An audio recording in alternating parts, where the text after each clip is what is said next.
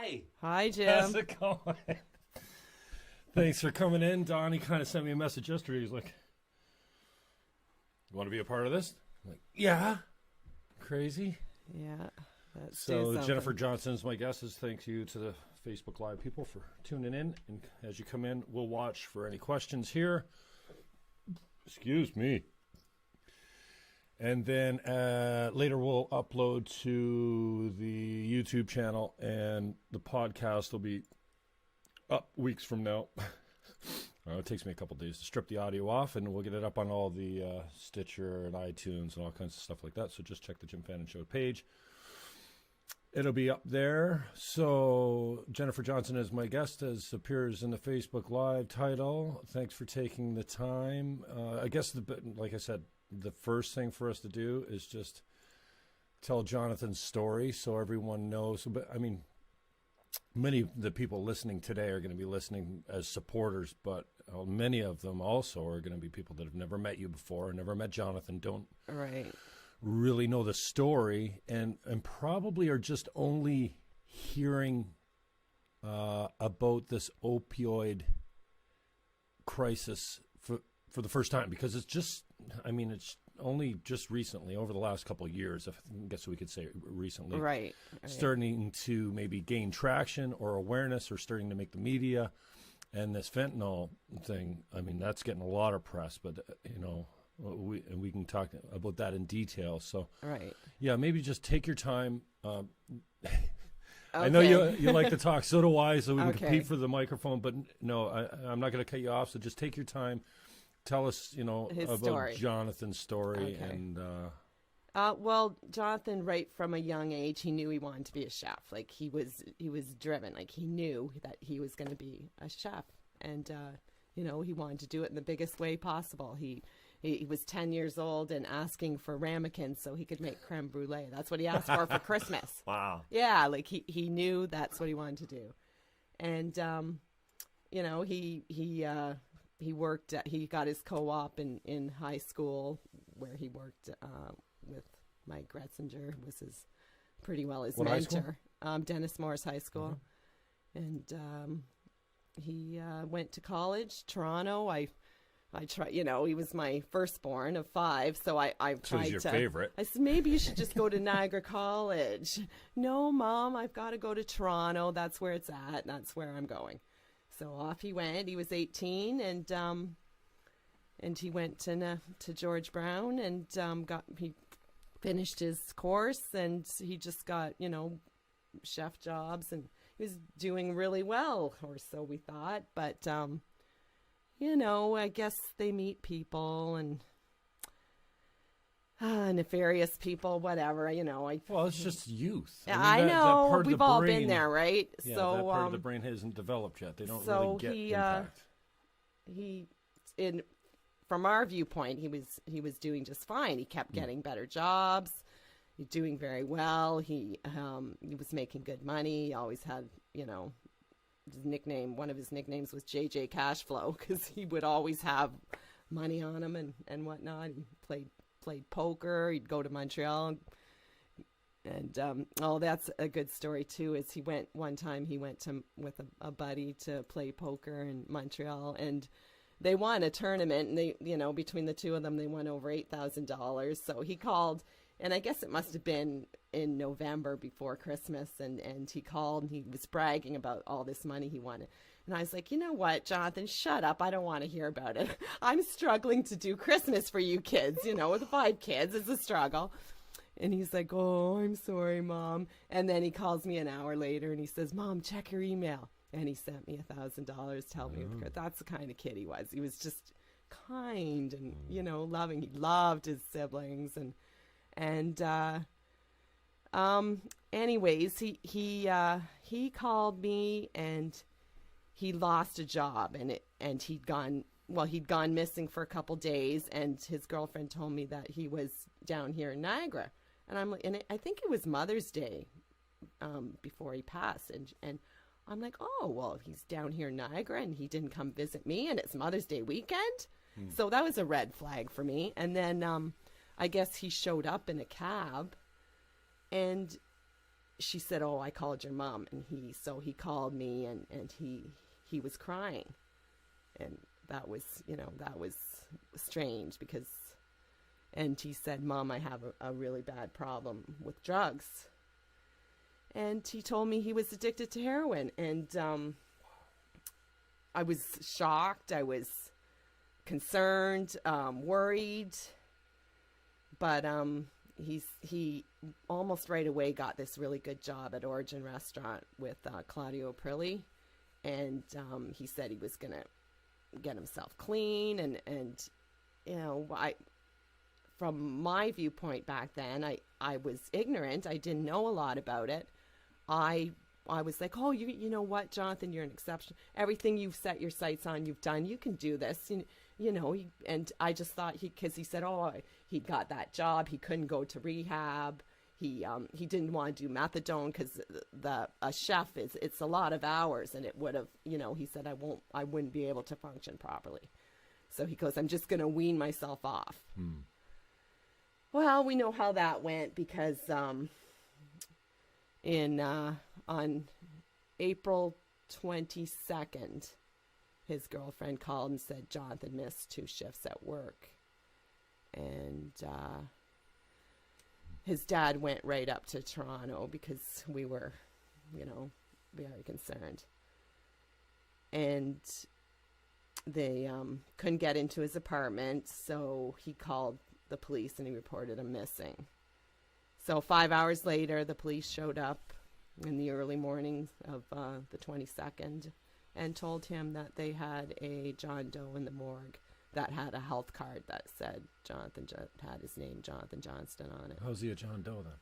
Well, that's what, I questioned the police on it, and he said, oh, well, this happens so often, and we just, and I'm like, oh, okay, like, if it had been a car accident, I'm sure they would have called us. But anyways, what had happened was, I guess at 3:23 a.m., a passerby saw him at the corner. There was a burger place. It was at the time Resto Burgers, I think it was called, at the corner of King and Yonge. And there was a little alcove there with a granite bench and wooden flower boxes. And he was on the ground, face down. And police and ambulance came, and fire truck and that. And at that time, it was, 2016, April 2016, they didn't have naloxone kits. So they were not able to bring him back. And that's naloxone. Is that the adrenaline? Is that what brings you back when you're overdosing? It's like I got one. Oh, I think everyone should have one. Kill can Bill, save a life. Or is that what she jams, or is that Kill? Well, there's two kinds. There's I can't remember that movie when they jam that thing. Remember like an EpiPen? I don't know. They jammed it through the rib cage right into the heart and bang. I thought it was an adrenaline, but maybe that's what. Yeah, it's a nasal. This one's a nasal spray, so it it does. It'll. And so not that I understand that wouldn't have helped him anyhow, that kit. I think it would have. Oh, They were there really fast because the police got there at 8:30 and the ambulance was already working on him. Oh. I mean, it's it's right in the heart of downtown, so they got there fast, and I think it could have. But I mean, they obviously, paramedics in Toronto have it now. It's out of control. And he wasn't even using needles. He was just using foil, burning it on, smoking it on foil with a straw, whatnot. But it's awful, I can't even imagine. But I mean, that was my mother's greatest fear. Yeah. Is that she'd have. And then second to that horrific thing was I had to tell the other 4. Who, they just idolized him. He was we were all so proud of him, and yeah, I guess I can't imagine the feelings you must go through and the questions you must be second guessing yourself on. But I mean, and I go through a little bit of it with the younger people in my life too that are struggling. And I think, just the other day I was saying, what happens if, like, would I ever be able to forgive myself for not doing more or whatever? But like at some point, what could you do? You can't follow them around all day. What I say all the time to myself is, if I only knew then what I know now, because there's a mother. A mother regarding her kids becomes like Sherlock Holmes, right? Yeah, so afterwards, I found out all kinds of things. I guess that's your hindsight, the 2020 part of it. But, that's right. But really, it doesn't matter what you can't keep them safe. You can't keep them away from certain people. You can't follow them around all day. And even if you could, I mean, they're grown up at that age. They're adults, even though they're not, and it kind of.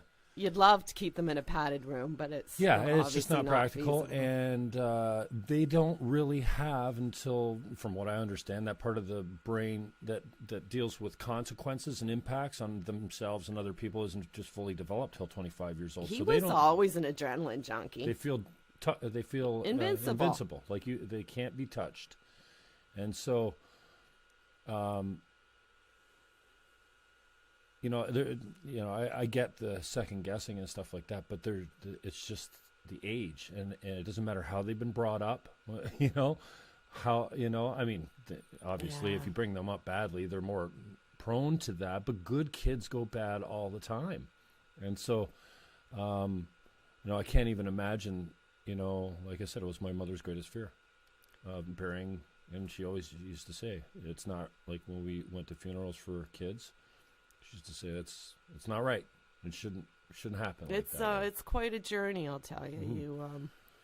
So fast forward. You grow in many ways. Yeah, and then yesterday was his birthday. Today it was. He would have been 27. Right, and today you got a day where you spend with. Christine's coming, and my mom and my sister, and I think Sarah has to work. That's my older daughter, and. Yeah, we'll get Chinese food and we'll watch home videos, sappy home videos, and cry and laugh. And it's cathartic, it's healing. Just, you don't celebrate, but you honor on those Can you days. go into the healing process a little bit, what you've learned and what maybe you can give to, I know there's other parents out there that are dealing with the same. You've connected with some, many haven't. Many that are going to be listening to this. I know, I like to reach out to them, like come to us, because until I found a common ground with some other mothers, I didn't really start to heal. I went to a grief group. Yeah. And I'm guessing that was the winter. So he died April 20th. So sometime in the winter, maybe it was October, November, fall, I sought out a grief group because I was struggling. I was like, inconsolable. And that was really good. It was such a beautiful group of ladies. And the first night, you do the round table and everybody tells their story. And there were 7 moms. Of those 7, 3 were a drug death. Where's the local grief group? It was Bereaved Families of Ontario, and we met at in Fentanyl. Okay, so local once group. A week. And the day you were there were 7 other moms? Well, it's the same group that meets. So, you go on for, I think it's for 8 or 12 weeks, 12 weeks maybe. And, the same group. So that was enlightening to me, because then I realized, sheesh, that's quite a staggering statistic. Right. Excuse me. Mm-hmm. And so then after that, I was on Grasp on Facebook, and that's grief recovery after substance passing. And once you start connecting with local people, we get together and all that, and we just realize, like, our stories are powerful, and we can actually help. We can help bring a faces and voices that are needed for people to be aware. So out of that, sorry, frog in my throat. It's okay. The grief recovery program. Now that leads to what you're doing now? I mean, the Yeah. grief never ends, and I think I think many people that are suffering the grief just don't take the classes. I wish I had it, even when my mother died. Yeah. It is. Because It's, I'm not sure that if it's been repressed. Or well, you don't get over it. You have No. to wallow through it. You have to Right. dig deep and tear out your guts and just embrace it, or else it'll eat you alive. So it has to become a part of you. You have to. I'm not going to say accept, because I'll never accept it as Right. but you just have to learn that this is now a part of your reality. And so, what else helped you with that process? Do you think, other than the group? Um, I mean, or coming from the group. I mean, coming from the group, is names came from the group, did it not? Yeah, we were looking for something to call ourselves. We started in MSTH, which started out west, because they're ahead of us. They Oh, okay. we need to look to them, to what they're doing now. MSTH stands for. Moms Stop the Harm. Okay. So, and even though it says moms, and it's family members. It's not exclusive to moms. Right, So, we were racking our brains, brainstorming, trying to think of a name for us, and you want it to be something that's kind of catchy, like so. And I thought, okay, names: Niagara Area Moms, Ending Stigma, and because really, that's the one barrier for these people for getting help, is stigma. Jonathan was so ashamed, and I bought into that. I was like, okay, when he told me, I go, oh well, we're not going to tell anyone. Like, I didn't tell his brothers, sisters. They were totally, flabbergasted, Right. And do you think gutted. do you think They that- had no idea. You think that was a mistake? It was. Not telling the kids even? Like, you Well, think you would have, if because- you had to going through it again, you would have sat the kids down and go, I Jonathan's definitely really struggling would have, right because now. we could have dealt with it instead of And they sweeping might it under have the carpet. access Yeah, to they him were- in a way that you don't. They obviously have communication with him that he would have felt but he Differently went than with his that, mother, and right, because right. he was so ashamed. He was very proud, and he just thought he could beat this on his own. Amazing. So, is the women that you met in the grief group come to be people that? No, I met Sandy through MSTH. Now, MSTH, when they get new members, they will connect you with other moms in your area. So, it's Sandy Walker Tantardini. She's my cohort. Her and I we're see her like this. posted in We're the group a such lot. a good team. I wish she was here, because she's so much better at the talking part. Not the talking. Well, yeah. I'm more the heart. I cry and I. Oh yeah. Well, you but did great at the region. Well, yeah, but I was crying. Right. Yeah, it was kind of embarrassing, but she can talk, like she's talking about, like, rational. She's very rational, and she knows the science of it, and she's very educated on it. But So it's just sticking with the grief thing. Any advice? Obviously, communication's huge. You it is connection. You regret Connection. keeping it a secret, even from the kids who, they're young still. The kids, right? Yeah, he was the oldest, and then his two brothers, they were close. I mean, Jonathan I had 3 boys, and the oldest was 4. So they were like, the 3 musketeers, my 3 sons. And telling them was, because they had no idea. They thought, my big brother, he's making it. He's gonna be big. It was so cool seeing Kenny Holt chirp in on one of our posts there the other day. He worked with him. Remember Kenny? He plays in the Maysides.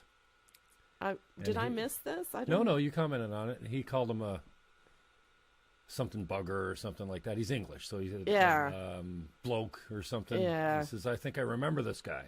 Okay, yeah, And that then was I a think while ago. That Prince was like of Wales, yeah. maybe. He worked Queen's locally. Landing. with Queen's him. Landing, yeah, because that's where The impact is far. You don't really get the. It's one of my often quoted things is you don't really get the impact of your actions, or your offspring, or their actions and whatnot. Yeah. So it was pretty cool seeing Kenny come in with his he's got a foul mouth and he's just a punk rocker, But it's so cool to see him be the same kind of crew as Jonathan's, saying, "Hey, I remember that kid." I have people that knew him from years ago. Like they'll share a story about him, and that sustains me. That to know that he had such an impact on people, and everyone that says the same thing. And of course, they're not going to say, "Well, he's a bit of a jerk," but it's always a wonderful story about how wonderful he was, how he was kind.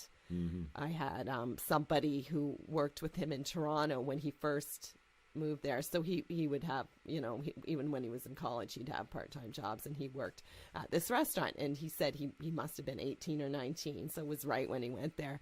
And he was the cleaner at the restaurant. And he said, Jonathan always had time to talk to me or talk about music. He asked about my family. He goes, and I thought to myself at the time, this is an amazing young man. And I don't know, maybe he's just, doing me a kindness, but I think Jonathan really did affect a lot of people. He was wonderful. He was amazing. He lit up a room. He was so charismatic. He had a sense of humor unlike any other. Like, he was just amazing. He really was.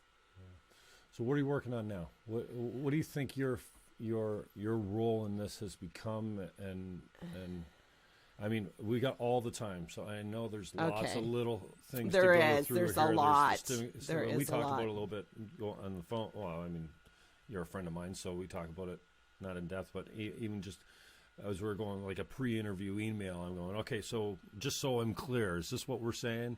The stigmatization. NAMES actually stands for Niagara Area Moms Ending Stigma. Right. Okay, so we got that. So we want community to realize, like, this is somebody's someone. This could happen to anybody's child.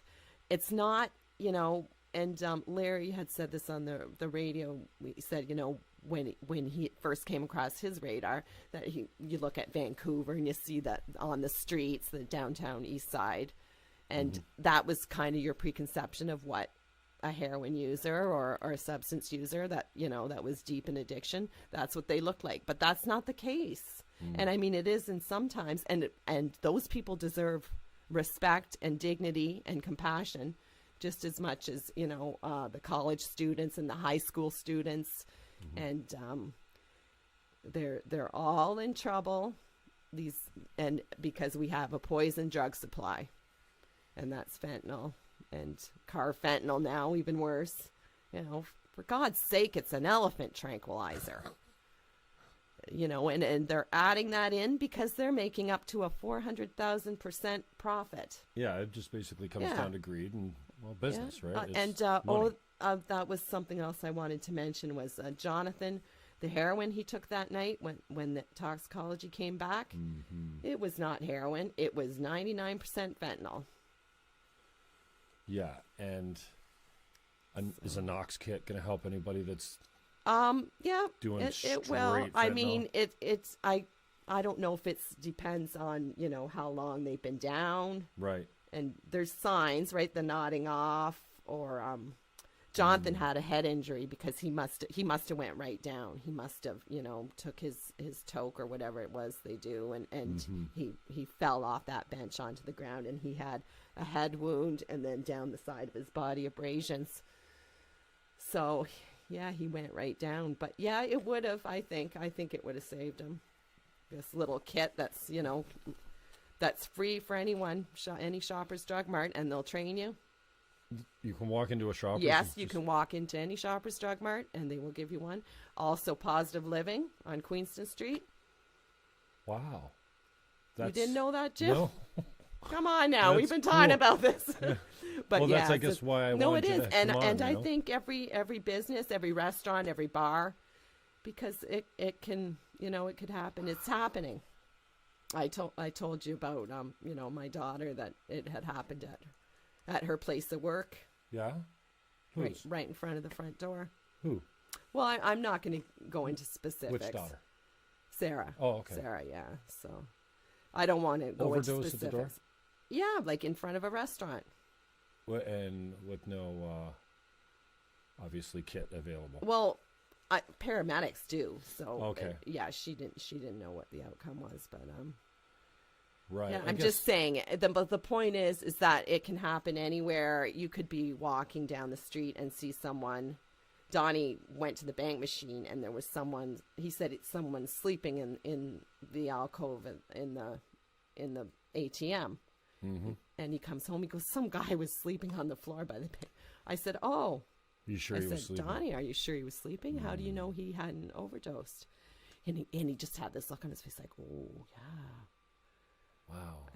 So it's an old way of thinking that's going to have to slowly shift for many of us, right? Because, I think so. I think so. I think it really needs to happen. Especially, you see the faces of all these kids, and they're as young as 13, 14. They could, they start high school, they meet new people. Mm-hmm. Some of these, they have a pill. They say, oh, try this pill. Oh, you got to study for a test, stay up late tonight, try this pill.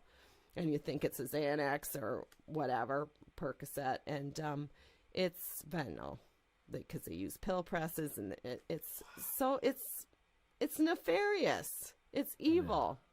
Yeah. Right. So, and I know there's no silver bullet for this, no magic pill. No, it's for the stigma. But we're working on stigma all around. I mean, I don't want to compare the two. Every time we talk about it, somebody's thinking. You think it's stigma's ended around communication? I feel the tide turning. I really do, because as we educate people, it seems that more people are realizing that. You think a conversation like this, just picked up by somebody that's not connected, that might not even have a son or a daughter yet, might shift something in them, so when they're faced with it, God forbid, if they ever are faced with it, you think that would make a difference for them? They could think back to a conversation. I think so. Yeah? I think so. It's why I talk. I mean, would I rather be at home on my couch crying and feeling sorry for myself? Probably. Yeah, that's. But I feel compelled to help other parents realize that it could happen to their kid, and if I could help save lives, that would be so powerful for me, and just. I guess how can you kind of see through the grief and the sadness and there's all kinds of guilt, and I mean the emotions, I can't even begin to understand them because I don't have a child yet, but in some way, do you think this is all in God's plan? If you're a believer, like I'm a believer. Are we gonna go there? I even thought to myself, oh, he's not gonna bring up God. Of course I'm a believer, as I know you are. I don't know if I believe in fate or a grand plan, but and I hate when someone says something happens for a reason. I hate that trite saying. But if something worthwhile could come from Jonathan's death, and it would mean that he would not have died in vain, right. That would be just, mm-hmm. It would make it, I'm not going to say easier, but it would make it a valuable. Yeah, and I guess it's impossible to say, well, like, this is why I was put here to, But I do feel this is a purpose. It's a purpose for me, and my main purpose all my life was to be a mother and to have children, and I sure did that. Five of them. Did it well too. 5 of them, and they're all good kids. So And I just I always lived for them and wanted the best for them, obviously. And if I could spare other parents from going through this, it would make it a little lighter. Amen.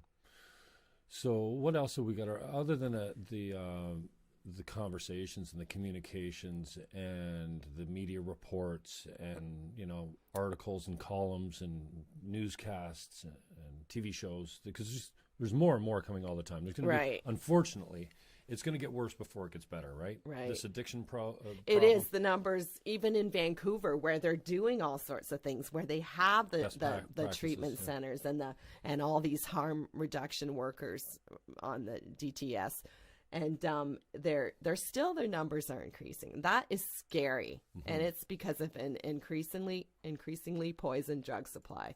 I think out west, it's something like almost 80% of the street drugs are tainted with fentanyl, because they test them or whatnot. And it can be in cocaine, it can be in meth, it can be in heroin. And one hit. Or pills, like I said, the pills. It's bloody scary. And for the first time, I think that our youth, and not even our youth, I mean, everyone uses drugs. Coffee's a drug. I know people don't want to classify it. It's a stimulant. Even food is an addiction for some people. Yeah. Like sugar. Everybody has an addiction to something. Absolutely, and hundreds of them. You know, you really think about it. There's mental addictions, physical addictions, sexual addictions. Dependencies, and that don't, classically qualify. So, unfortunately, it seems like it's got to be. It's got to get worse before we can get a grip on it. But there's addictions. I mean, we're struggling with addictions all around different drugs. Yes, that's nothing new. No. But what is new is the poison drug supply. And that's why it's the knowledge that kids and users everywhere of all ages are thinking one hit can kill you. And if you're not sure, and I talk to guys, that's right, that say, well, if I feel like I'm sitting around and somebody else has done one and they haven't fallen on the floor already, then I'm okay. You know what? That's not necessarily the case, because what they do is, in a basement somewhere, some creep is, I shouldn't say that, right? But anyways, he's mixing his stuff on the table, and then he's adding the fentanyl in, and there's going to be a hot spot. There's going to be a spot that has a bigger percentage, but for Jonathan's 99%, that's pretty greedy. It is. It's greed. It's all for love of money, right? So other than the conversations and everything we just mentioned, what else do you see around the stigmatization that we can do to help, or that you think will be part of the process of getting people to a point where they're okay talking about it, they're okay talking to their kids about it, they're okay? I mean, you're not going to stop kids from being kids, but the stigmatization has to be a huge problem. Well, first of all, the war on drugs has been an abysmal failure. You can all see that, right? Like, you can't just we can't arrest our way out of this problem. A kid has, a little bit of a bag of weed and in jail, like, come on. And then when he goes to jail, he meets a lot more of the He criminal. comes out of there and he's worse than when he went in. Yeah, exactly. So that's actual fact. Once you put good people with bad people, they turn bad. They don't make the bad people good. That's right. That's right. And when this first happened, I was so angry. I was angry. I was directing my anger at the person who sold him these drugs that night. And I did my homework, and I investigated, and between me and a couple other people, we kind of figured out who he was with that night and all that. Really? But I'm past that. That's tear just you up. somewhat. Not only that person's not to blame. The way it works most of the time is that person will sell to you one night, and then you'll sell to him the next night. They're just selling their stuff to support their own habit.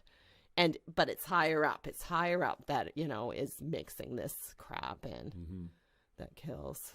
So again, what do you think else is surrounding the stigmatization of the problem that might help us get off it, other than is that it? We just need to talk and education and more conversations? Obviously, we need to have changes in our community. I think a safe injection site should be in every community, whether it's a static site or a mobile site.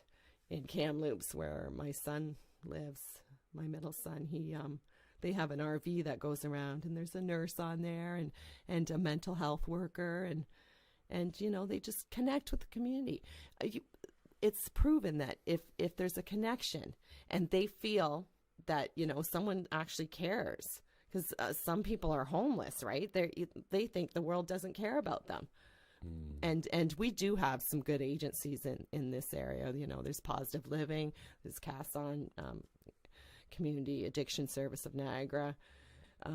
We do have them, but it's just a matter of figuring out how we can help these people when they ask for it. We can't have waiting lists. Waiting lists kill. Waiting If someone for goes what? for help. Mental health? Or well, addiction? mental health or addiction. And they're often, they're often tied together. It's, that's a fact. And, I just, and not a lot of families are able to shell out $10,000 to send their kid to rehab. And rehab isn't always effective. In fact, it's quite often not. In fact, it can often be the most dangerous thing that you do. Because they meet more addicts. Well, you get more people to hang with. They can make connections there, or they get out and they've been clean now. They've now detoxed. They hit it harder than they ever did before. So yeah, you know what? I was so good. I'm gonna have one myself. last hurrah. Well, guess what? That their tolerance is down. They're susceptible to overdose. And how's the safe injection sites help from a standpoint of? I mean, if you got bad drugs, you're just gonna die at the safe injection site. No, they don't. Oh no. Do they offer testing? And stuff I have been to Moss Park, but. Did I read in a club the other day that they were saying or was that a joke where they said bring your stuff by and we'll test it to make sure you're okay? Oh, that's a thing? That's a thing. Testing at a club? strips. Oh, at a club. I would hope so. Wow. Because I think that's just a scam to bring your stuff over so we can figure out who's got the good stuff. You know what I mean? But is that actually a thing? Yeah, I heard that somewhere. Well, it should be a thing. When you want to know if you were a substance user, when you want to know if there's fentanyl in it. And you have to wonder though sometimes. And so back some to of them, even if they knew, they'd probably still do it. But you'd be more careful, right? About safe injection sites then. So I have been to Moss Park a couple times, and what a beautiful thing. And I mean, the people that live, a lot of the people in the neighborhood there, they obviously hate it, right? They think, just let them die or things like that, right? But the connection and the just compassion and the caring that is there is amazing. There's something special about it. I think I remember hearing about this because I just picture it as a big room where a bunch of people are whipping out their needles and doing drugs. But there's a process. You go through the doors and you get hit by support workers, right? Yes, there's volunteers, and they're all volunteers. They're doing this. That's an unsanctioned site, so it's they're Moss volunteers. Park is where? Oh, west. Toronto. Okay. It's on forget. T.O. basically. Queen Street maybe, but it's right. anyways. So downtown, It's beautiful to see, and some of the people are just, they love the connection.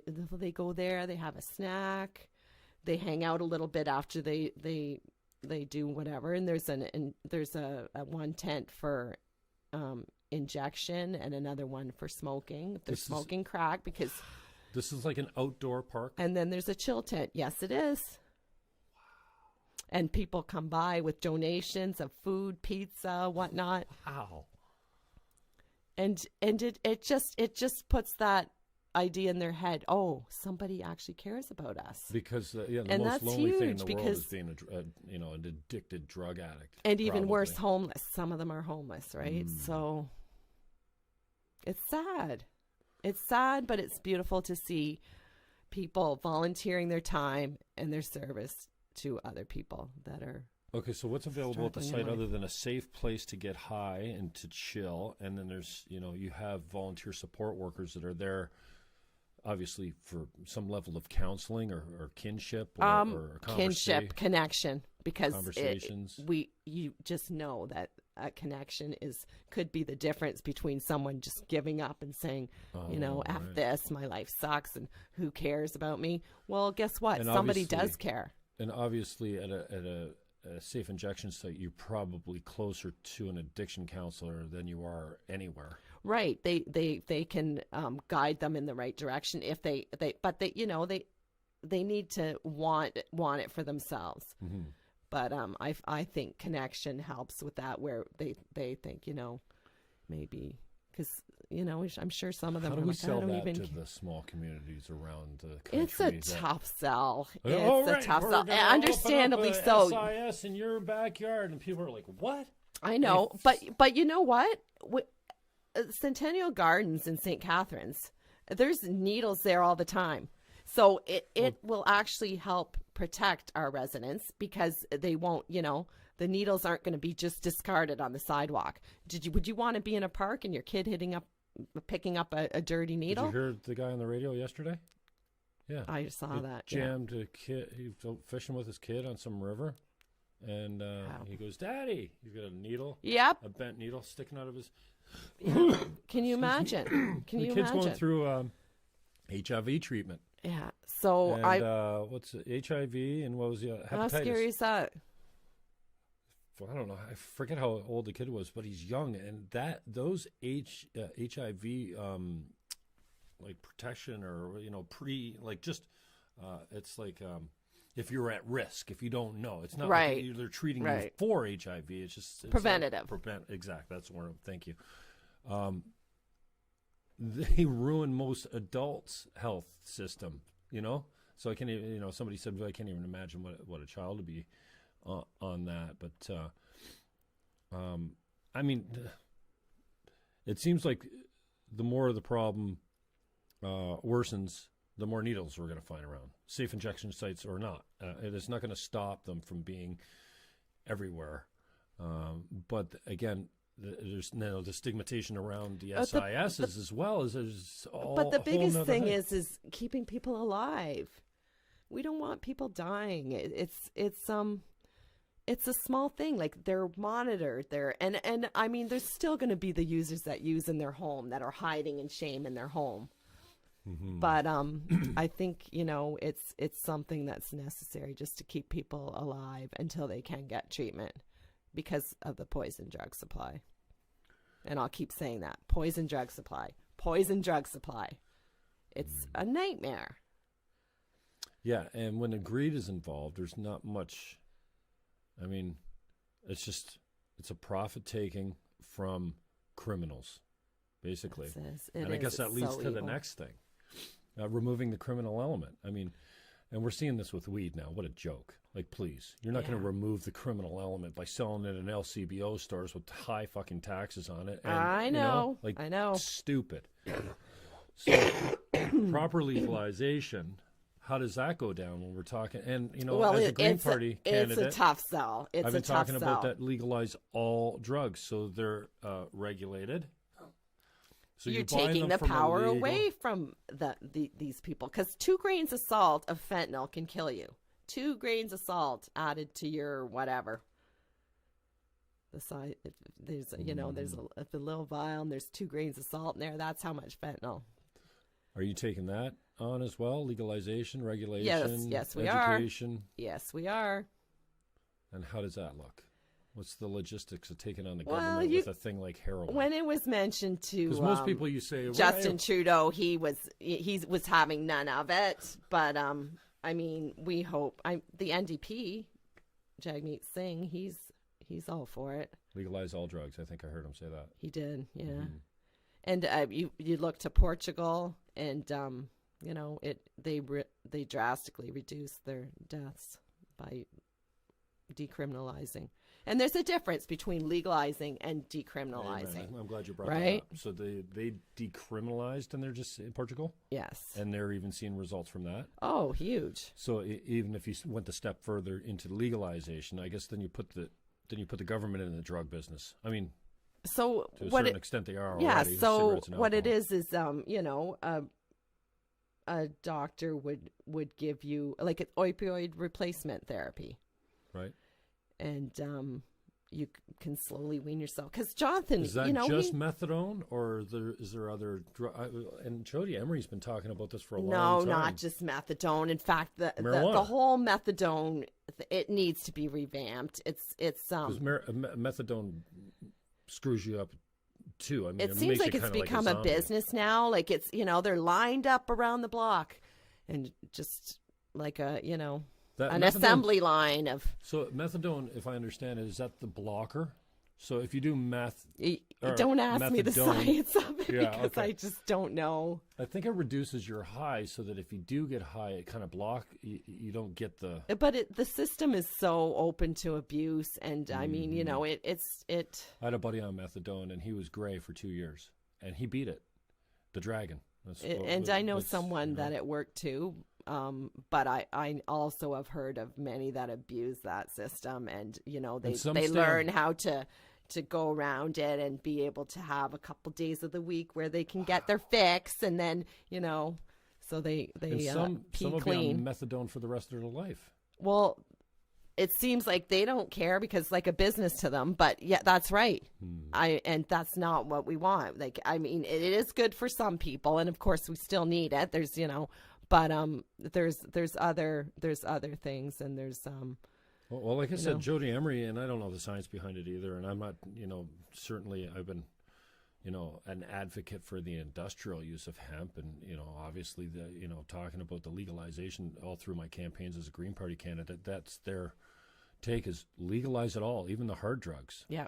Recreational or not, put it in a safe place. It sounds pretty radical, doesn't it? Yeah, a regulated and I'm sure, supply, and I mean, education. 2 if you years want to get ago, off I it. would have said, "What? That's just crazy." Yeah, and if we actually started putting the money from these, like the taxes that are obviously going to be on the, or the profits on these drugs, if we started putting these towards resources, towards, frontline staff. That's that right. when you walk in the door, they're like, "Hey, you want to get clean today?" Or you want to, like, is today the day you're going to say, "Fuck this, and I want to get take clean"? them right in. You put your arm around them, and they see a psychologist, and they see a nurse, and they work on a plan right then because they want to get clean then.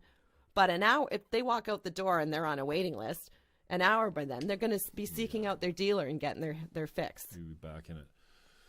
So legalization, regulation, education kind of seems to go all hand in hand, and the revenues from them, again, we don't really treat our taxes that way in this country. They Well, kinda in go the to long run, it'll save you money. I mean, look at this. absolutely. These could be. Look at Jonathan. He was high functioning. He was working 60, sometimes 70 hours a week, and still, living that life. It's probably why he was at risk. He wasn't, obviously he wasn't strung out all day. He was working all the time. So it's pretty common in the kitchens because of their hours. They work till, there's bars in these fancy restaurants, and they work till 1:30, and then they go to the bar, and it's only last call. Well, then they still want to party, right? So, yeah, I don't know. It's just, there's so many and things that what could change. we call the industry is probably a little bit more susceptible to it because I they're think already so, in the yeah. drug business. Yeah, as I've far as heard it, selling and alcohol. I know of several moms in the groups that their sons were chefs or worked in kitchens. And We also talked a little bit about a multi-treatment. yeah, they have one in Guelph. What's that? Rapid access treatment. Well, it's the multi. What's that? Well, logistically look like? it would have it would have mental health care, help for finding housing, like all of it under one roof. Addiction counseling. Even like I see. So you go to one community connection where they could just come together and then of course the opioid replacement therapy where they could get clean What are they drugs. using for that?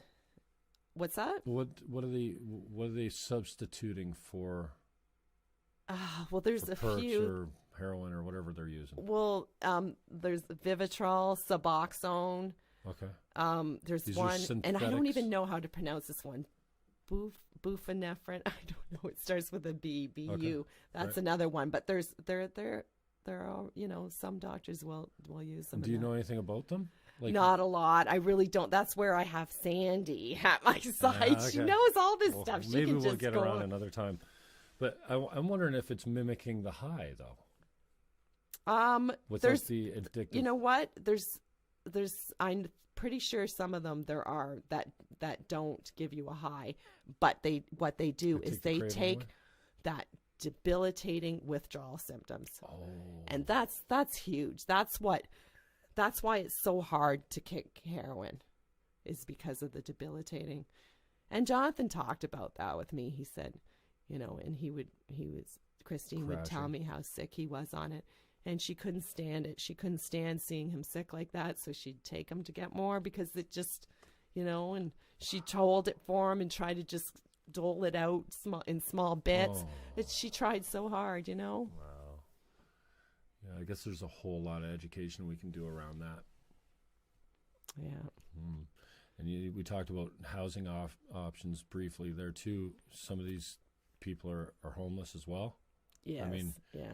Even here in St. Catharines, I mean, you know, it's a lot of people close their eyes or they never in those neighborhoods. But that Gale Crescent, I when I drive Donnie to work, we drive down there, so I see it all the time. And there's sex trade workers and homeless people, and the Start Me Up is right there. They can go in for a hot breakfast and yeah. So what's this latest campaign? Which one? The letter writing campaign. Oh, MSTH started that out west. Oh, okay. So when we saw it in the group, we're like, oh, well, we're going to get right on that. And so what it is this week, because it's National Addiction Week, Justin Trudeau is going to be getting a lot of envelopes in the mail. And the beauty is Canada Post is going to be saying, what the hell's going on this week? Because you don't have to pay postage, right? So it's all free postage. And it's a picture. Because really, a picture says 1,000 words. It does. It's it's putting a face to this. And, you know, they're just all these beautiful kids. Most of them young men. It's a lot. Most of them are young men. It's a letter writing campaign where you're sending in pictures. The pictures, and then on the back of it, you write their birth date, their death date, the cause. In Jonathan's case, I call it accidental fentanyl poisoning, which, you know, I don't know, maybe just fentanyl poisoning I should have put, because accidental, well, it's not accidental when someone's putting 99%, you know, someone somewhere. And then you can write like a hashtag, on the front, and you draw a purple heart, and then someone on front, and then you write who they were to you on the back of the picture, and you know, there's stop the deaths, do something now, Mr. Prime Minister. You can I made up mine up. I personalized it. No. About Jonathan. I just want him to step up, because, you know, he doesn't even, it's like it's off his radar. He really hasn't He's gone really out of his way trying to acknowledge it. He doesn't really even acknowledge it. He doesn't. He just, you know, he talks about other things, and it seems like this is just something he wished would just go away on its own. Well, that is not going to happen. Like even Donald Trump called a national emergency. Even Donald Trump. Come on, Justin Trudeau. You want to be less than him? Come on. Yeah, the shiny pony's getting old fast. Yeah, I mean, this is politics. We really can't trust them to do anything other than what makes them more re-electable the next time around, and that's just the way our system is set up with first past the post, and the whole idea of, you know, the number one rule in politics is acquire and maintain power, and that's the game. And so it's almost like they got together back in the day and said, oh, I got an idea. You guys call yourself the Liberals. We'll call ourselves the Conservatives, and we'll stay in power forever, but we'll just do the same thing all the time. Yeah. We'll just continue to raise taxes and screw the elector. Well, can we just maybe you could ask, we could just ask everybody to vote NDP, because I know it'd be tough to get them in, but wouldn't it be? The NDP has got a long tradition of going away from things that they promised too. So it's almost like the system is corrupted to a point where you can't get them to, to make good on their contract, because the contract is what they put out there to be elected. It's called an election platform. That's basically the contract with the people, and the people that vote for them, That's their end of the contract. Right. And then when once they get in with a I majority, see my eyes glazing over. yeah, well, once they get in with a majority government, there's nobody to hold them to account because they don't have strong opposition, and that's why I'm opposed to majority governments. Because if you have minority governments, minority's definitely better. I know it can that. fall at any that time much. because you can be taken down at any time. And so, it was a perfect example of when Stephen Harper was in power. He had to buy the NDP off because Jack Layton had a list of all these socialist things that he wanted. So to stay in power, he had to write a big fat. He was the most socialist prime minister ever, Stephen Harper, because he had to pay the NDP off to keep him in power.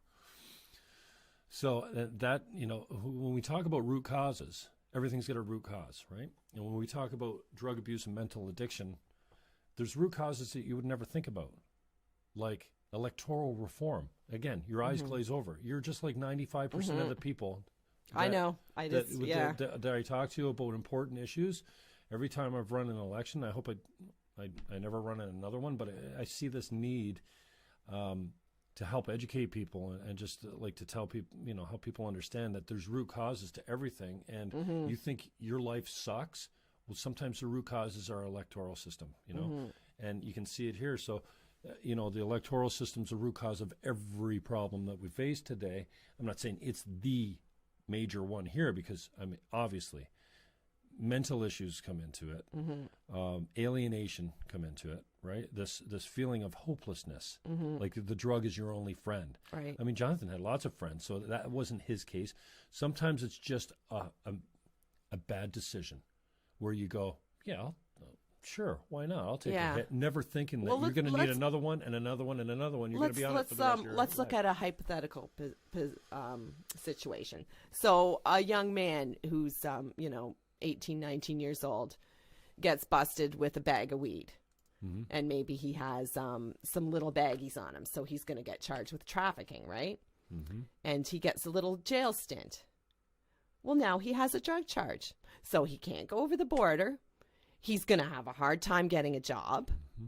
And that sort of thing for weed, which is now going to be legal. Okay, so that's going to Well, they're saying, but hey, when we get to July 1st and it's not legal, it you wouldn't could be ruin surprised his either. whole life. The next thing you know, he's doing harder drugs. And not to mention the introduction to the crime element. You do hard time in the Don jail. That is. Are you kidding me? Like that, it's like hell on earth. I've never been there. I've heard.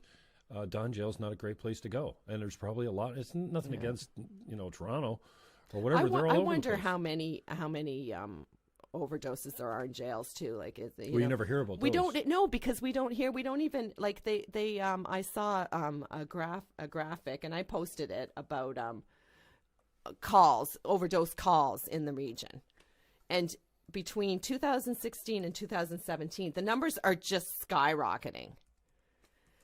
So that's scary, like that's, but they don't, the deaths, well, we don't have that data yet. It's always, we don't have that data yet. Well, maybe you should, what does it take to get that data out to the public so they know how many young people have died? I hear about it quite often because, I have so many kids who are young adults. And my friend told me that their friend, or someone I work with said that his cousin died of an overdose. Like it's really, really is out there, and unless it strikes you, it's not on your radar, and that needs to change. We all need to realize that it could happen to our kids. So thank you to the Facebook crowd for your comments coming in. If you have any questions, Jennifer Johnson, just hit them up. I just Googled solving the opioid epidemic. First thing that comes up here, and I put news. And chronic pain, obviously. People have chronic pain, so we need better painkillers or what? I don't know. Well, a study just came out that Advil and acetaminophen are just as effective as, a Percocet. Because you can... A kid gets his wisdom teeth out at age 16, and he's prescribed opioids? Are you kidding me? Advil. Come on. And you know what? Perks don't Could be destroying his whole life with that one prescription. Perks don't help back pain, don't help oral pain. It's for me, it's the ibuprofen. Me too. Yeah, headaches. I had like that. I have And a they say they're degenerative pretty disc harmless, and sciatica, and Oh, yeah. they gave me OxyContin. This was many years that doesn't ago. help. No, it just made me stupid and say stupid stuff. So I just took ibuprofen and, Yeah. and I managed it. I did stretches and that, and Maybe it there's subsided. education there. Yeah, my back was totaled. I mean, like, when you, I don't know if you know, but my mother used to put her back out, and you can't do anything. It is a horrible. hovering It's a around like horrible pain. And Oh it's yeah, and debilitating. you're immobilized, so that anything you do is super slow and whatever. So and I've got perks from my doctor. I don't like taking them that much, and I've had leftover painkillers from when I had my kidney stone. Wow. Yeah, I heard that's worse for men than women. Oh, like unbelievable. I started walking, and I'm like, okay, if there's one thing I'm gonna do, I'll do half an hour, 3/4 hour, and one day I did 2.5 hours. I bit off way more than I could chew. Yeah. But a couple months later, what do you know? But we don't have the time and the discipline and the wherewithal. The second number 2 here, could virtual reality solve the opioid epidemic? Okay, I don't Never even even heard of that know. before. No, okay. Acupuncture is the third one. I don't know anything about that. Acupuncture for pain. Okay, ancient medicine may hold the key to solving. And now the next one, Trump declares opioid crisis a public health emergency. But it falls on deaf ears. Yeah, what did they have? $56 in the bank account or Yeah. something. 56,000, I forget. It's just the beginning, the declaration. So maybe Trudeau needs to do Well, what Trump's done. When I had Alicia, it was the SARS epidemic, and it was called an emergency. And I mean, SARS was like this. Yeah. It lasted about 5 minutes, SARS. Exactly, and there was maybe 40-something deaths. Yeah, and we contained it immediately. We had in 2016 almost, like 3,000 deaths. Wow. And those numbers you wait till the final numbers come out for 2017.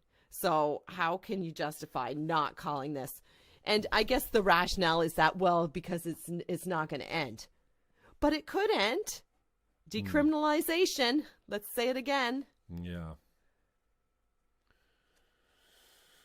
Yeah, amen to that. And that's a long road. I don't know. I know, it's a I real. don't know that letter writing campaigns are gonna there's obviously strength in numbers. So, and you've got your own little local group here, and then there's what do you call it? MSTH, Mom Stop the MSTH. Harm. Yeah, I remember when I saw that on your. I'm like, hey, there's something hurricane. Oh, no, it's not.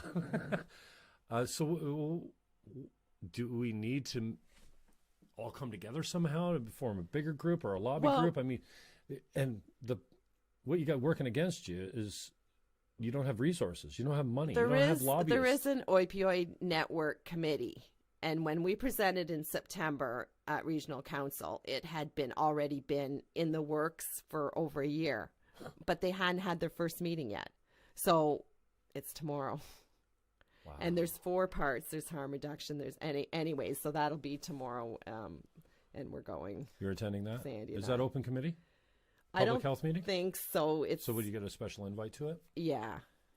And they had originally just wanted one of us. But I said, can Sandy come too?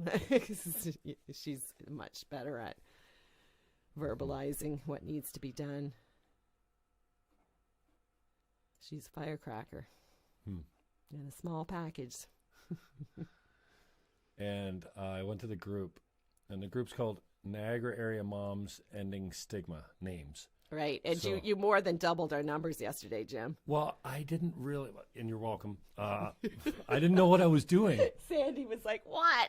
I didn't know what I was doing. Now? I just invited a few people that I thought would be, I don't want to say sympathetic, but understanding. But interested. Yeah, supportive. Right. So I couldn't share the group because it was closed. Now it's open. Well, and yeah, Donnie went in there and did his Donnie thing. Yeah. And so, but these Noah, Scott, John, Jonathan, Jenna. That was the 5 of us. That was the picture we brought to Regional Council. I mean, and it had an impact. I could tell. we were going to bring all this information printed out and all that, and then we just decided, you know what? This is why we're here. Let's just bring. I know they're beautiful pictures. Is it Sandy? Sandy. Her son is Scott. What a beautiful picture. Yes. I mean, and to think, like, I'm like, oh, well, she's got a really good looking kid there, but he's gone. Like, that's like, again, I have And no what about children, Jaina, 19 years old? Beautiful girl. Her mom is just a beautiful lady. And maybe. Noah, he, such a sweetheart. Just young. None of them. And so anyway, over 30. I went to the group and I thought it was inviting people so that they could say, yes, join. We have to approve it, right? And Sandy said, I get that. And then Sandy one of my says, friends, we've got 30 new people. What's going on? Yeah, well, she's at work. well, it was I said, oh, Jim and sorry, Johnny. guys, I added you. You know when people add you to the group and you're like, fuck that. Yeah. Add me to some group and then I'm going to get notifications coming out the hoo-ha. But it's not, there's not a lot. It's not a lot of posts. I noticed. So a friend of mine said yesterday, he sent me a message. Said, hey, what's this group you added me to? I'm like, oh, bro, sorry. I didn't know I was adding people. And I went back and looked at the members list. I'm like, so sorry, but most of the people I picked, and I could probably go through and add a bunch more, but I hate getting added to a group without being asked. Well, they can leave if they want. Like, but we won't be offended. I thought it was inviting people only, so that's how I increased your numbers unknowingly. Even I don't know. Don't ask me how it works. I've got a Donnie, so I kind of I just kind of let him deal with any techie stuff. Yeah, I've got a Donnie. So back to the Knox kits. Yeah. That's such a great thing. So I think, everyone 15 minute training session and you're good to go and you can save a life. Oh, you got to get trained on it while you're at Shoppers? Just so you know what you're doing. This one's the nasal, the injectable one is. Like, I'm going to go get one. I don't feel like you never know. Of course. Like, I got a flat tire the other day, and I said my car sat at the plaza all weekend because I didn't know they had a can that you just go to this. It fills your tire up with gunk and gets you to the next place. Yeah. Oh yeah. It's still running. I was like calling Labor Day weekend. I'm calling my buddies. I'm going, hey, oh no, we're down for the weekend. I go, okay, I guess my car's going to be here for the weekend. No CAA. I call my friend. He goes, dude, yeah, I'll come. I'll bring the compressor and I'll bring a bottle of that gunk. Tire goo or gunk, yeah. I'm like, what goo? I didn't even know. So, like, everyone should have one in their car because my car doesn't have a spare like most cars do. I can't believe that some people might even say, oh, what is that? I can't believe it. Like, well, in my world, right, it's like we've been talking about it for so long. But, yeah, it needs to be. The more out there, the better. So what a gift to be able to save someone's life. Everyone should just, like, it's free. Why not just roll into Shoppers and put it in your car? There's so many maybe aspects to this that we could use to publicize it. You know what I mean? Because I don't know that the letter writing campaign is going to, change Justin Trudeau's mind much. I don't know that your group, no matter how big it gets, unless it's got money behind it, and I don't know where the money comes from. I mean, because anything that gets changed is related to big revenues and lobby groups and big business. And unfortunately, that's the way politics is kind of run these days. So these groups that are more important, these social advocacy groups of stopping kids from like falling down dead because of grassroots organizations. Yeah, they have no money. Well, let's look at an example. Remember MAD, Mothers Against Drunk Drivers? They're still around. They're probably well funded. And they got laws changed. Mm-hmm. They're much stiffer penalties came in for people that were driving under the influence. Yeah. They changed policy. Yeah, and it's a little bit, you're right. A little bit different as far as, the animal that you're hunting. I know, and that's the tough sell. But that's stigma. That's because of stigma. So we're breaking it down. We're chipping away at that wall. So if nothing else, everyone should just drop into Shoppers Drug Mart and pick one of these up and get 2 if you can. Yeah. You should have one in your house. Yeah. You should have one. You can't really keep them in a cold car. Oh, you they can't? don't. No, they can't. That's a good point to okay. make. They shouldn't be kept in a cold car. I keep mine in my purse. Donnie, I sometimes I'll send it to him. I should get 2 and just have him have his own because where he works at sometimes he sees needles in downtown. The back. Yeah, because it's downtown. He sees needles in that. Downtown seems to be a hub for this type of activity too for the drug using, or is it just any open park will do? Or I don't know. I think Crescent's... it could be found. Needles could be found in any park. Yeah, I find them on the beach out the far end of the north end of St. Catharines. It's sad. It really is. It's every time I see a needle. My sister saw one at the gas station parking lot the other day. Imagine. So anyways, every time I see one, I think, oh, geez, that person could have died injecting that poison into their veins. And it doesn't even need to be just injecting either. Or it doesn't matter how you're consuming No, that's right. Jonathan did not use needles. And that was another thing about the cops, the police in Toronto, that they told me that he had, when I talked to them, they told me he had a needle on him. And so I didn't get the police report. I could only take small increments of information upon me because it was just too much, right? Mm-hmm. So I waited over a year to even send out for the police report. Okay. I still haven't sent for the autopsy. I may never send for it. But so for 18 months, because it came pretty well the week of the 18-month since he'd passed, I thought he'd broken a promise to me because we talked, and I guess we thought he would be safer if he didn't. And he said, I just smoke it. I don't ever inject it. And he goes, I hate needles. I won't ever use them. So I thought he'd broke that promise to me. He promised me. He goes, oh, don't worry, Mom. I won't use needles. So for 18 months, I thought my son broke that promise to me. The police need to be more sensitive to families. Well, why? And that goes back to this John Doe thing. Oh, it's unbelievable. Okay. Well, it's in the news now because yesterday there was the interview about that one out in BC. A month. What's the thing? Why John Doe for so long? I can't even fathom how it's so insensitive. And I suffered for that, Okay, as a mother. Let's rewind back.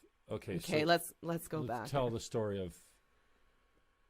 I suffered greatly because I felt like you treated my son like a piece of garbage. I still suffer because of it, it's awful. And he wasn't a piece of garbage. He was wonderful.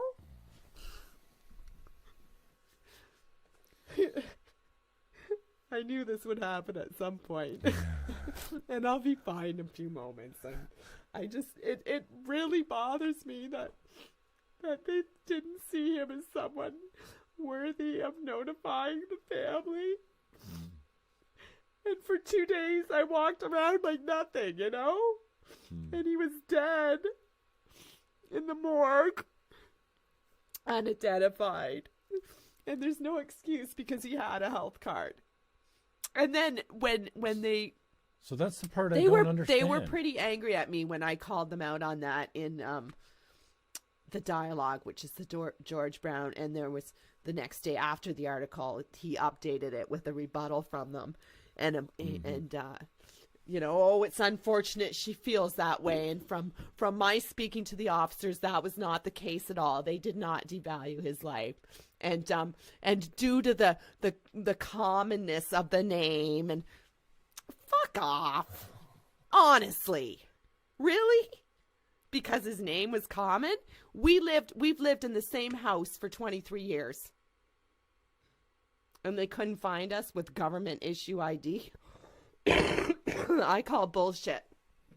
Okay, so why? What is it? Just insensitivity? What, do you think the cops are just giving a fuck you to the parenting, saying, you know what, you're a bad parent, you deserve this kind of shit? Like, he was the okay. Why does when a I kid look that's back, got ID lay in a morgue for 2 days without somebody? When I look back, I remember the conversation, of course, it was that, it was a Friday that we found out the early morning. You mean found out when somebody got a hold of you and said? Well, what it was, my ex, Jonathan's dad, he lives in Hamilton, right? Mm-hmm. So he drove there and he found out. Oh, okay. So him and his girlfriend, no, they didn't.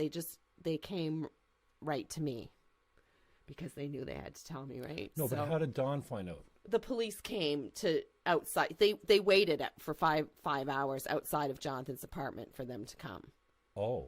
So he drove to tell me, and Bonnie called me. That's his girlfriend. She called me and she said, "We're going to be there in 5 minutes." And I knew, right? Oh, and I'm like, "Why?" And I could hear Dawn in the background, "Hang up now." Because they wanted to tell me in person, right?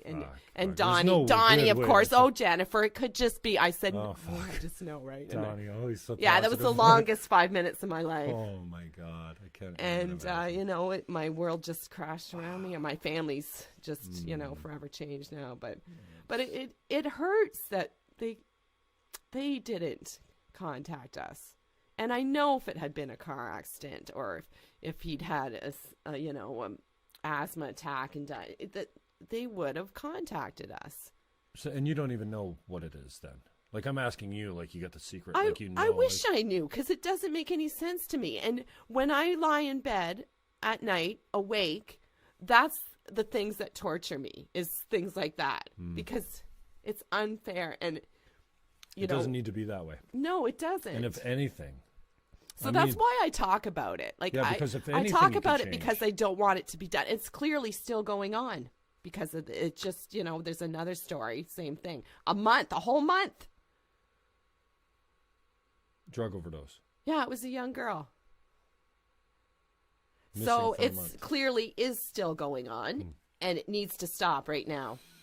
Because even if you can't value that person's life, think about their family. Mm-hmm. Like, I suffer for that. I suffer thinking that, and when I did talk to the police, and I remember every detail, like they can, whatever they say. But when I told him that Jonathan was a chef, and he goes, "Oh, where did he work?" And I told him Origin Restaurant just down the street from where he was found. He was like shocked. Oh, like all surprised. A shift. How dare you be surprised?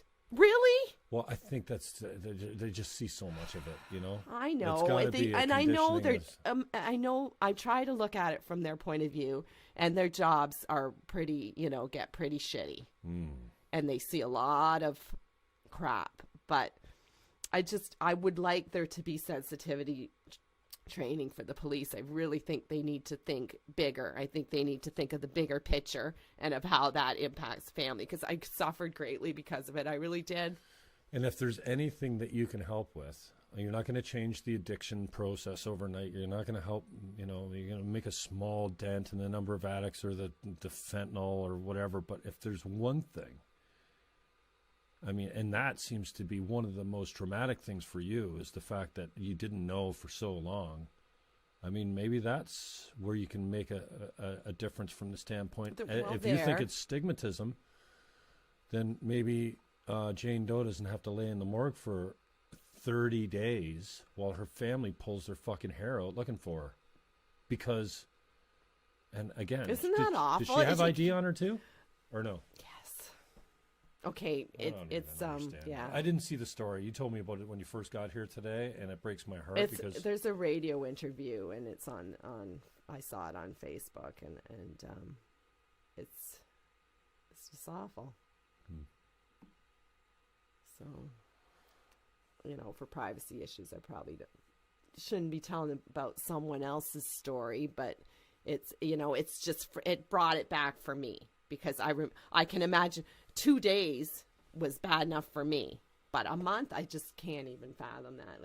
And I know how much she'll suffer for it, that mother and the family. Well, thank you so much for coming in. I know it's we didn't talk about education in schools. We can. Hey, I got all the time. We didn't talk about education in schools. I thought we were running out of topics, so let's hit it. Well, it just came to me, so that was Jonathan in my ear. Because I don't want to just That be was sitting Jonathan here with in my that ear. air looking at, my We friend. we would like to speak in schools. We would like to talk to kids as young as grade 6 or 7 before they get to high school. And obviously the say no to drugs doesn't work. But how about the say no to drugs doesn't work? But how about the you might die if you try a drug? That might work a little better. But and to see the faces of the faces of this epidemic. So I think there needs to be a blitz, an education blitz in the schools. I think it's integral. Agreed. I'm not sure that. I mean, it doesn't matter how drastic the message gets. We're human, right? I know. We're going to make bad choices. We're going to do things we regret. But educated. And we're going to take chances, especially would be before. A little bit forewarned, and maybe to be more careful and not just take an unknown pill from someone. Like it's and there have been cases where a young person in grade 9 is has died because of one pill. Yeah, and responsibility is something we don't teach very well in school either. So you're going to a party, stop by a Shoppers and get a Knox kit. Yeah. I mean, we should have them. I can't. I'm blown away that they're. I mean, it almost. I want to see the evil end of the big business and say, well, of course they're giving them away free. They won't get Shoppers in there. I can't imagine how much a Knox kit costs. I think it's between $45 and $50. So that's a significant goodwill gesture that Shoppers is taking on. Just it's the giving them government. away. The government's funding they're it. Subsidizing it. But it's and I'm sure there's other places you can get them. I know Positive Living has them, but yes, it's naloxone kits, safe injection site, decriminalization, education in schools. Those are the biggies. Mental health. Yeah. Oh yes, because it's very. But we already tied to. Hit on that. Peer support we talked about because that comes in with the multi-tier treatment centers. Yeah, I really do think that is a great thing. We didn't really talk about it, but I wrote it to you yesterday, and that recovered addicts. It's like just having someone that understands and knows where you are and that can kind of mentor you. So if they came in for treatment and they could be connected with someone who could mentor them. Kind of like in AA where you have a sponsor, right? Mm-hmm. A sponsor. But 12-step treatment doesn't work for this very often. Like NA, I mean it's good for support and that, but Jonathan went and he did go. He went to I think he went to one meeting anyways because he told me about it. But you can't just it's not as easy as, and I'm sure stopping drinking is difficult too, but this is an actual chemical change in their brain, right? Yeah, and different drugs have different withdrawal symptoms. Mm-hmm. And they talk about how harmless the nicotine withdrawal is and how quickly it leaves your system. Like you sleep a night, you almost have no nicotine in your system when you wake up. Heroin, different. You withdraw for days from heroin. I understand. It's I mean, horrible I've never symptoms, taken heroin. Horrible Heroin's symptoms. One of the drugs I haven't tried. Yeah, it's like it's been described as the worst flu you could ever imagine. Just it's awful. And then so maybe there's dope sick they call it. Dope sick. Jody Emery's been talking a lot about how cannabis and did you see the one I posted yesterday about Rasputin is his name? I think Riley Cote. Riley Cote's a former Philadelphia Flyer tough guy who's an enforcer. And he came on my show a couple times when I was at the station. It was just a really good interview. Born in Winnipeg, Canadian kid, grew up, went to school, and played hockey down in the States, married an American girl, beautiful family. He's ripped. Like his body, he's in better shape now than he ever was when he played in the NHL. And he's become an advocate for the legalizing of hemp, industrial hemp, and just the, just getting your EFAs in you every day can change the chemical balance and guard you from depression and all kinds of diseases.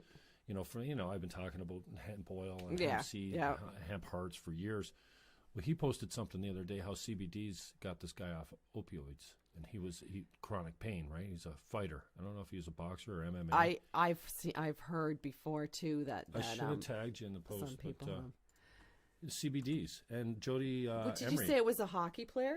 Well, Riley Cote is a hockey player. He posted it. Okay. Gotcha. Gotcha. Let's see if I can find it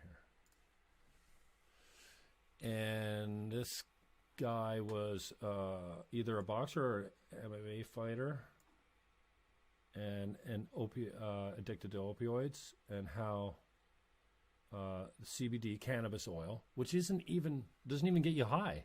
That's right. Bass Rutten knows what's up. Hemp heals. Champion MMA fighter reveals how CBD helped him knock out opioids.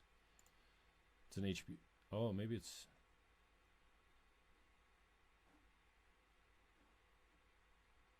Anyone who watches professional fighting on a regular basis, you can definitely appreciate the violence the fighter's body's going through.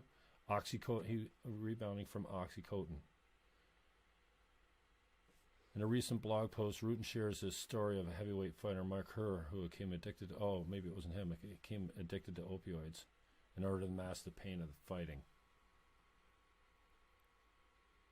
I've seen before that CBD helps. #love CBD. Restored my energy, strength, endurance. I heard my kisses are also much softer. And Jody Emery's been talking about it. Obviously, between her and her husband doing jail time and being consistently prosecuted for openly selling one of the most harmless drugs known to man, cannabis, is constantly tweeting about how this is one of the secrets to getting off the opioids. I think it is too. I think it could be used for so many things, like you said, like mental health. Doctors need to embrace it more. They need someone who has cancer and is undergoing chemo. It can help them with their appetite, the nausea. It can help so many things. I believe that too. The only thing that would make my mother sleep or brought her appetite back was the weed cookies that my cousin crafted up with some butter. Yeah. And it's not to be treated lightly, that stuff, when you eat it, man. It's a totally different buzz, a totally different chemical, actually. Once your liver processes it, it's psychedelic, like THC is not. THC obviously psychoactive, but this stuff will fuck you right up. Well, and the if you drink CBD on it, though, right? Like you said, you don't even get high from no it, so it'd be like component to so that. if they could have some sort of medical grade. I think it's probably coming now that they're going to be buying weed at the LCBO. Oh yeah, what a joke. All right, so how do people get a hold of you? Where do you want to send people that are struggling for referral? Well, we're on Facebook, the Names group. Niagara, Names, NAMES. You type in Names, all caps, it'll probably come up, but the Niagara, and then it says right in the title, Niagara Area Moms Ending Stigma. You can join that group. I can get a hold of you on Facebook as well. That's right, Jennifer Johnston. Any other advice, recommendations, support you want to put out there to the people that are going to be watching and listening to this? I don't know. I may think of something later, but for now, I think we've covered a lot of topics. Right. Well, thanks for coming in. I love you, Thanks especially for doing this. It's I know it's. I can't even imagine how I mean, I was at the funeral. It was as beautiful as something like that can be. But yeah, there was a lot of people there, a lot more than we were expecting. I know only just, from losing my mother, it's like that whole week for you is probably maybe 2 weeks. It's just like a complete blur where you don't remember I guess a whole maybe lot of it. there's a numbness, and they say about grief that Talk about being you're stupid. numb and you're yeah. I couldn't But even then the drive around second year town. is worse, because the reality sets in, and and I believe that to be true. I find the second year is pretty grueling. It's like okay, there's no denying this anymore. There's no, he's in Toronto. He's just gonna come home for the holidays. It's just not gonna happen. Yeah. You've gone through all those firsts, and now you're into the seconds, and you just can't deny it. Your brain can't deny it. Yeah. All right, go to Shoppers. Pick up your Naloxone. Is Naloxone? Naloxone. Naloxone. They're free. Pick them up. Take them home. Take them to work. Get a hold of Jennifer Johnson in the group of names. Niagara Area Moms Ending Stigma. Jen, thanks again. Appreciate it. Thanks, so Jim. much. All right. I have to go over here and turn it off. My dad's like, don't you have someone to do that? Finish. Your dad's sweet. I'll leave that on the tape.